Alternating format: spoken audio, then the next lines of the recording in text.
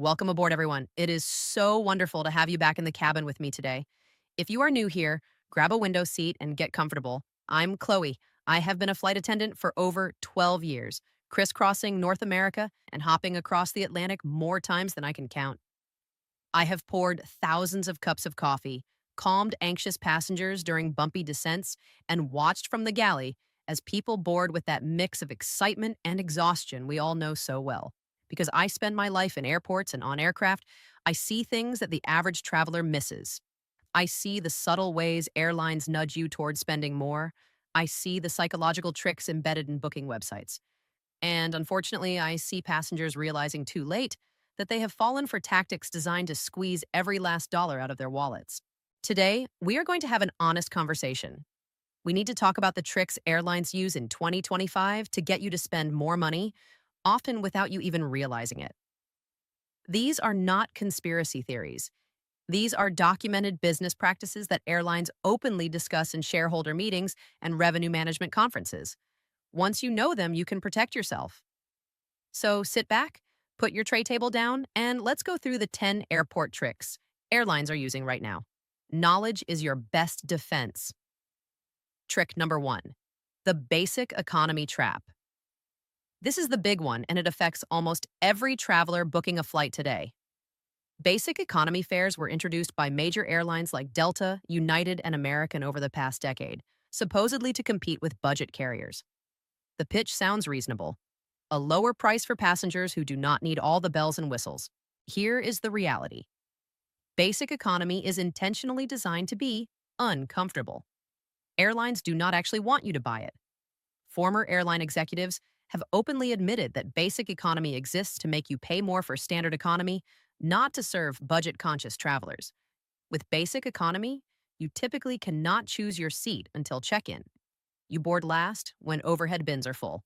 On some airlines, you cannot even bring a full-sized carry-on bag. You cannot change your ticket or get a refund. And here is the kicker. The savings are often only $15 to $20 compared to main cabin fares. What should you do? Before clicking that tempting low fare, compare the total cost including bags and seat selection. Often, the main cabin fare ends up being nearly the same price once you add what you actually need. Trick number two, drip pricing and decision fatigue. Have you ever started booking a flight and felt exhausted by the end? That is not an accident. Airlines have perfected what behavioral economists call drip pricing. Instead of showing you the total cost up front, they reveal fees gradually throughout the checkout process. First, you see the base fare. Then you are asked about checked bags. Then seat selection. Then priority boarding. Then travel insurance. Then car rentals and hotels they partner with. By the time you reach the payment page, that $79 fare has ballooned to over $200. This works because of something called decision fatigue. The more choices you have to make, the more your mental energy depletes. By the sixth or seventh screen, your defenses are down, and you are more likely to just click yes to whatever they are offering. My advice is simple. Before you start booking, decide what you need. Write it down. Checked bag, seat selection. Stick to your list and decline everything else. Do not let the endless screens wear you down. Trick number three, the seat selection scarcity game. This one particularly frustrates me because I see how it affects families traveling with children. When you book a flight and skip paid seat selection, airlines often scatter your party across the plane. Parents end up rows away from young children. Couples get separated, and this is not random. Airlines know that most people will pay extra rather than risk sitting apart from their loved ones. The seat map during booking often shows very few seats available together, creating a sense of urgency. But here is something most passengers do not realize. Many airlines now guarantee that children under 13 will be seated next to an accompanying adult at no extra charge, thanks to pressure from the Department of Transportation. If you're traveling with young children, check the airline's family seating policy before paying. You may be entitled to adjacent seats for free. For adults traveling together, check in exactly 24 hours before your flight when more seats become available. You might be pleasantly surprised. Trick number four, the incredible shrinking seat. This is not a trick so much as a slow erosion of what you used to get for your money. According to consumer advocacy groups, average seat pitch, which is the measurement of legroom, has dropped from about 34 or 35 inches in the early 2000s to 30 or 31 inches today. Budget carriers offer as little as 28 inches. Seat width has similarly decreased from around 18.5 inches to 17 inches or less. Airlines have done this gradually, a process experts compare to a frog boiling slowly in water. By shrinking seats incrementally, they can fit more passengers on each plane while charging extra for what used to be standard space under premium names like Economy Plus or Comfort Plus. If legroom matters to you, research your aircraft before booking. Some airlines are more generous than others. JetBlue, for instance, consistently offers more space in standard economy than most competitors. Check websites that show detailed seat maps before you commit. Trick number 5. Artificial urgency and false scarcity. You have seen these messages. Only 3 seats left at this price. 15 people are looking at this flight right now. Prices may increase soon. Travel industry insiders have called out these tactics as often being manipulations rather than accurate reflections of inventory. That limited seats warning may refer only to seats at one particular fare class, not actual availability on the flight. Airlines use dynamic pricing systems that constantly adjust fares, making any urgency messaging essentially meaningless. Do not let these countdown timers and scarcity warnings pressure you into booking before you are ready. Take a breath, compare options across multiple search engines, and book when you have done your research. The seats will still be there in an hour. Trick number 6, pre-selected add-ons. This one catches even savvy travelers. During checkout, some airline websites pre-check boxes for travel insurance, carbon offsets, or other add-ons. If you are clicking through quickly, you might not notice that you have just agreed to an extra $30 or $50 in charges. In recent years, regulations have pushed airlines toward greater transparency, but the practice has not disappeared entirely. Always review your itemized total before entering payment information. Uncheck anything you did not intentionally select. Trick number 7, the credit card fee game. Many airlines, particularly international carriers and budget airlines, charge fees for paying by credit card. These can range from $5 to $25 per booking. Some advertise low base fares, knowing that nearly everyone pays by card. On the flip side, some airlines offer discounts for booking directly through their website rather than third-party sites, or for paying with their co-branded credit card. Know the payment structure before you book. If the airline charges card fees, factor that into your price comparison.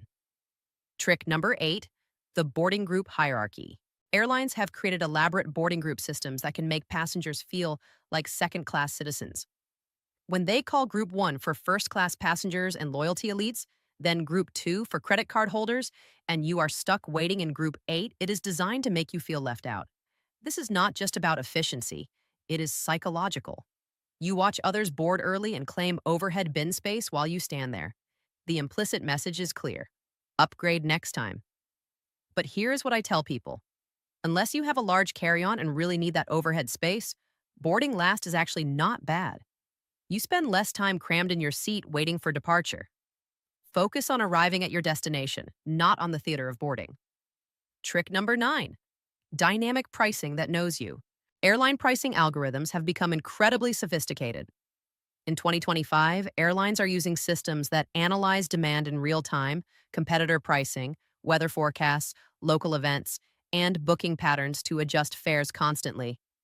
Some research suggests that prices can vary based on your location or browsing history, though airlines have denied using personalized pricing based on individual customer data. Regardless, prices do fluctuate significantly throughout the day and week. What can you do? Clear your cookies, use incognito mode, and compare prices across multiple devices and search engines. Check fares at different times of day. Tuesday afternoons have historically shown lower prices, though this varies. Most importantly, do not assume the price you see today will be the same tomorrow. Trick number 10, the loyalty program illusion. Airline loyalty programs can offer genuine value, but they are also designed to keep you booking with one carrier even when better options exist elsewhere. Airlines count on members accepting higher fares to earn points that often deliver less value than advertised. The math on award redemptions has gotten worse over the years for most programs. What used to cost 25,000 miles might now cost 40,000 or more. Meanwhile, those miles can expire or be devalued without notice. My recommendation is to stay flexible. Earn miles if they come naturally from your travel patterns, but do not pay significantly more for a flight just to stay loyal to one airline. Sometimes the best deal is with a carrier where you have zero status, and that is perfectly fine. Your wallet will thank you for shopping around. Remember, airlines made over $5 billion from baggage fees alone in recent years. Add in seat selection fees, change fees, and all the other charges, and you begin to understand why they work so hard to get you to spend more at every step of the journey. Your action plan. Now that we have covered all 10 tricks, let me give you a quick summary you can reference before your next trip. Before your next booking, here is what I want you to do. First, compare total costs, not just base fares. Include bags, seats, and any add-ons you actually need. Second, understand your rights regarding family seating before paying extra. Third, check in exactly at the 24-hour mark to get the best free seat options. Fourth, review your checkout summary line by line before paying. Fifth, do not let urgency messages rush your decision. I know this feels like a lot. I know you might be thinking, Chloe, I just want to visit my grandchildren, not wage war against an airline. But the truth is, these companies spend millions of dollars on revenue optimization teams whose entire job is to maximize what you pay. They use artificial intelligence, behavioral psychology, and decades of data to figure out exactly how much you are willing to spend. The least we can do is understand their playbook. Flying should be exciting. It should be about connecting with loved ones, exploring new places, and making memories. It should not be about feeling tricked or nickeled and dimed at every turn. I want you to travel with confidence. I want you to walk up to that gate knowing exactly what you paid for and why. I want you to keep more money in your pocket for the things that actually matter, like experiences at your destination. In my next video, I am going to share the insider secrets to getting upgraded without spending a fortune.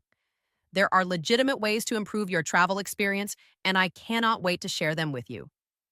Thank you for trusting me with your travel plans. Please share this with a friend or family member who is booking a trip soon. The more people who understand these tactics, the better we all travel. Stay safe, stay informed, and I will see you in the skies. Bye, everyone.